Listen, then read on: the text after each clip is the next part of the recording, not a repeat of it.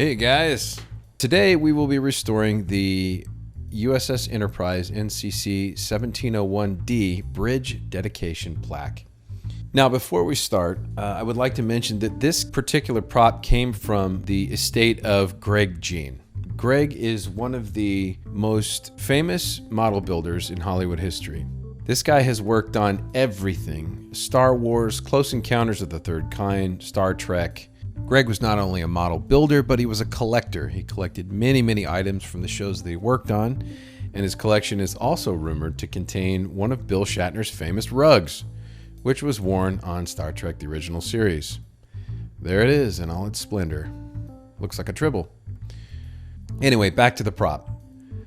So, as you can see, this thing is not in the greatest shape. It was cast in some kind of liquid resin. It has a sheet of fiberglass immersed in it. It is extremely crooked and bent, and it's got some damage on it, but we're going to do our best to fix it. So let's go ahead and jump on that right now.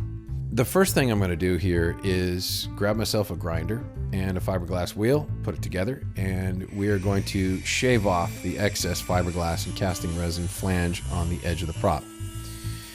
And what we're doing is we're kind of preparing this thing to be mounted onto a piece of plywood. Now, like I said, this thing is not in the greatest condition, but it does have some damage to it, and I would normally sit and restore and fix this thing and polish it up as best as I can. But the problem is, and I'll point this out in a little bit, is there is some extremely fine detail below the small print on the sign, and I don't want to lose that detail. But more on that later.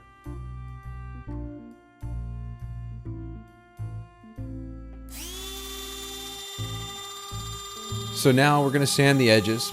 Just kind of clean them up, and they're a little bit rough, a little bit sharp, and we're getting this thing ready to mount onto a sheet of plywood.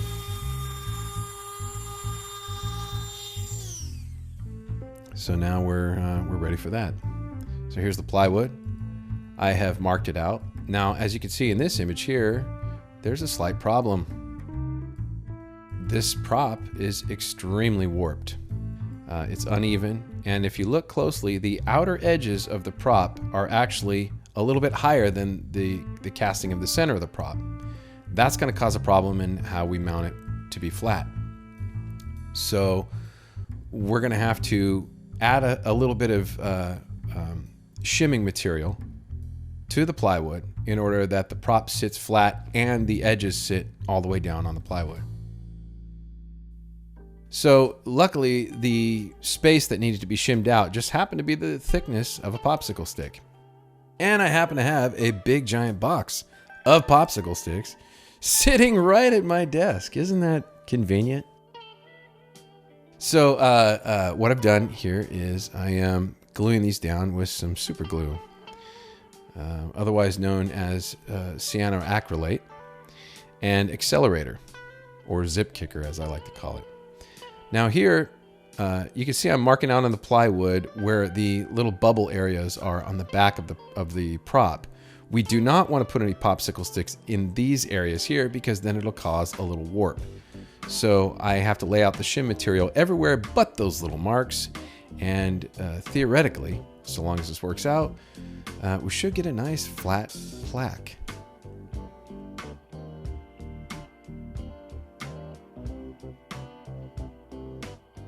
Yes, it's exciting, isn't it? Gluing down popsicle sticks. It reminds me of when I was in elementary school building, well, little houses and airplanes with popsicle sticks. Yeah, exciting stuff.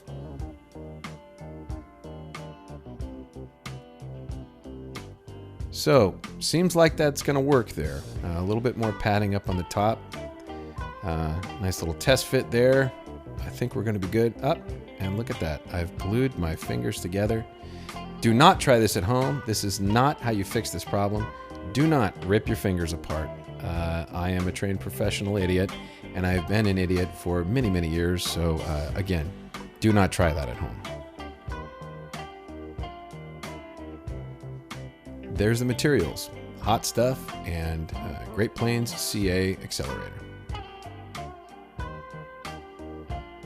So let's mount this thing. Now I'm going to pre-spray the bottom of the prop with some accelerator because I am extremely impatient and I want this sucker to get glued down as quickly as possible. So I'm going to line it up with the line that I've drawn on the bottom. I'm going to get the first edge and the first corner, rather. We're going to get the first corner down. And see, I put the glue on there, and if you look, it's going to cure with a little bit of accelerator instantly. Isn't that amazing? It's magical.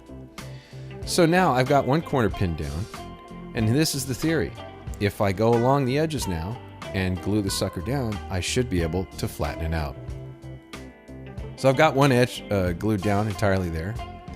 Now we're going to go to the next edge right here. Spray a little bit of accelerator on it. And here we go.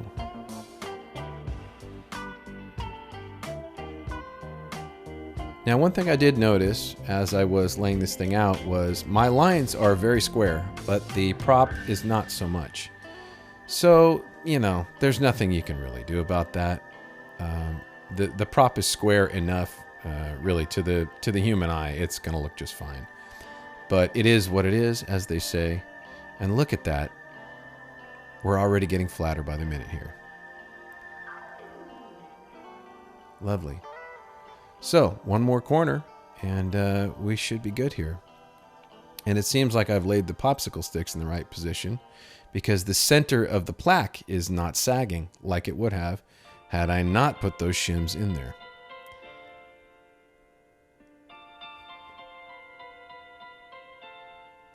So I'm gluing this a little bit at a time because I don't want to put too much pressure on one certain spot without it being glued.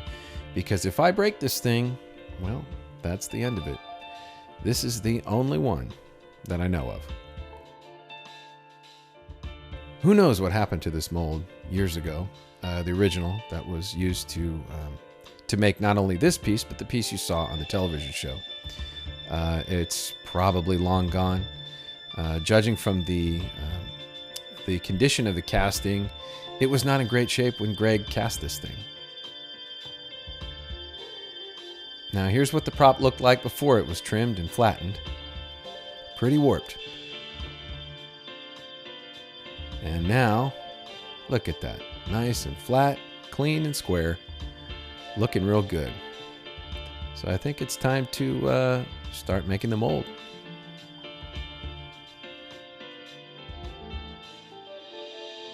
Because this is such a flat and thin prop, I'm going to make sure that I put in at least a 1/2 inch of silicone on either edge of the mold. That way it can retain its shape.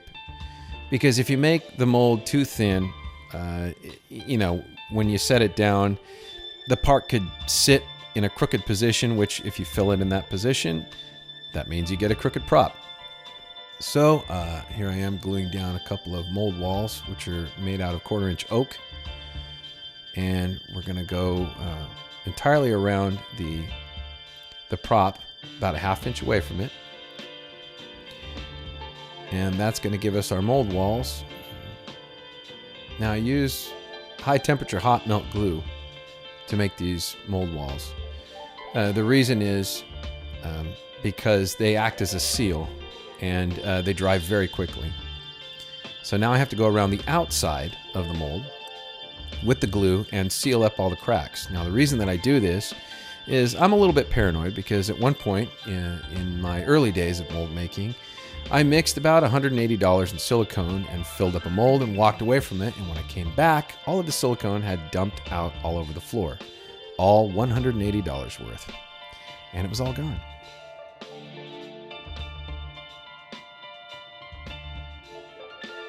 So here we go. Let's degas this silicone. And we'll start pouring. Now, this is a very lengthy and slow and boring process, so I'm going to speed up this footage just for you because I don't want you to be bored.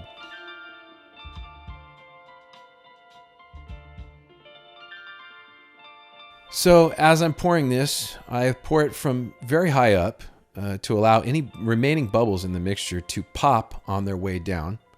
And I also pour it from one corner and sort of work my way out. The reason I do that is to allow the liquid to flow into all the little tiny nooks and crannies of the shape of the plaque in order to completely fill it out and give me a bubble-free mold.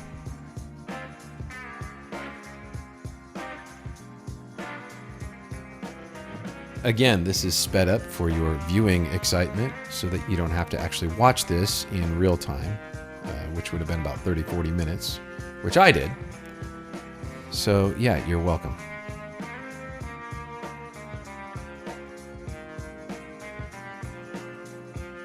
Applying a little heat to the silicone will not only help bring the bubbles to the surface, but it will actually help the silicone cure a little faster. Now, I don't linger on one spot too long with the heat because it will cure it. And I don't want it to cure so quickly because we want to give any bubbles that are remaining in the silicone some time to rise up out of the mold.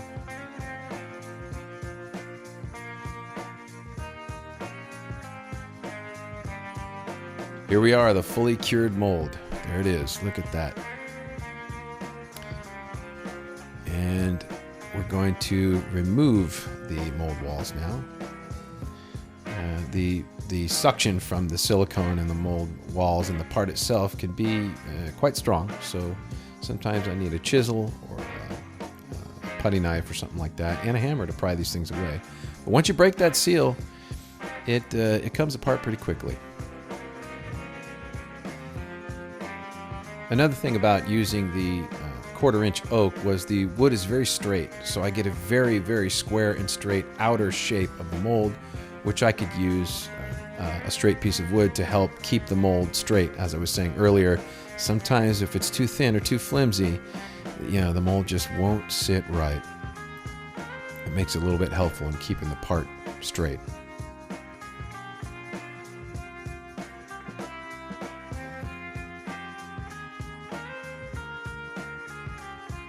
Okay, let's peel this thing up.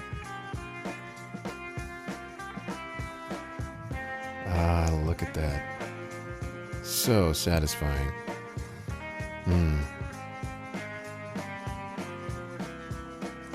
So there is the restored plaque, original casting. And here is the new mold. See that? We can make 100 of these things, but I won't. Okay, so the details in the mold are revealing that there are some bubbles that were in the original casting. Now, rather than trying to fill these in, which is extremely difficult to do, I went ahead and filled the silicone over all of the bubbles.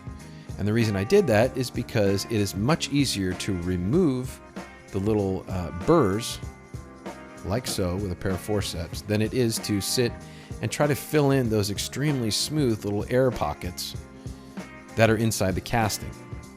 No matter what I do, I just can't seem to get the clay or the putty to stay in the actual bubble holes in the casting. So I discovered one day that it was just so much easier to rip out the little silicone burrs, which are created by those voids, and that was that. Technique is whatever works, right? Here we go, some bronzing powder from Douglas and Sturgis in the I believe it's in the Union City, San Francisco area. So this is bronze mica powder. Now this stuff looks fantastic. You can dust it right into a mold, and it will actually plate the part that you're casting with a metallic surface, and it looks just like metal. It really is amazing. It is extremely toxic. You must wear a mask while you are using this stuff. I learned the hard way after many years of literally inhaling this stuff. It makes every breath you take taste like blood. Yes, that is how pleasant it is to breathe mica powder, so make sure that you wear a mask if you're going to use this stuff, guys. So here I am dusting out and vacuuming out the mica powder out of all of the little nooks and crannies of the mold. The reason I do this is because if there is excess powder in any of these little voids, it could cause a bubble. The liquid will not flow into the little void, and there will be a powder void and an air bubble in your casting, which we do not want because that would be very unattractive.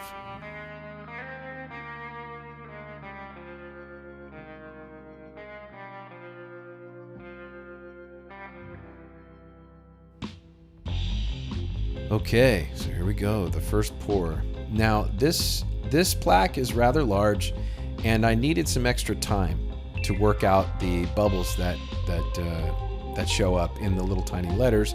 So I'm using Model Pro Slow Cure. This is about maybe 5 to 10 times slower than the regular resin that I use, which is actually pretty quick. So this is going to allow me to go through the mold with a toothpick and pick out every single solitary little tiny air pocket and bubble that I find in every one of those little letters. Every time I cast this plaque, this is what I have to do. It's a lot of work, it's tedious, but you know what? It's such a beautiful and famous prop that it's worth it.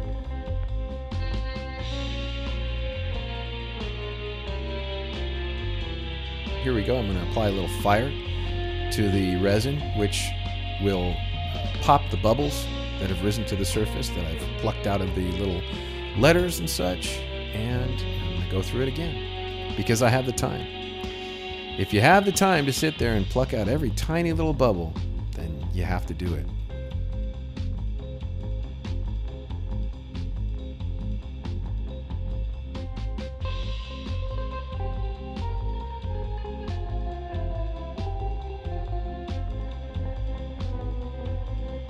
Okay, it looks good. And here it is, your favorite part. The resin starts to cure. Won't be long now.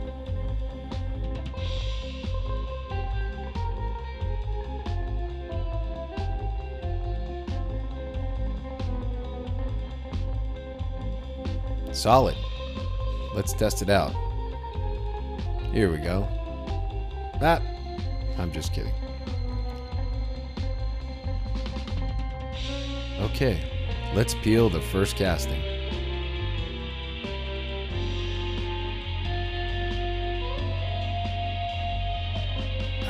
Look at that. Isn't that pretty? The mica powder really is remarkable. And here's the final prop, hanging on the wall. Now, I mentioned earlier about that very fine inscription below the small print. There it is. Thank you guys for joining me for another Star Trek preservation. I hope to see you soon. Take care.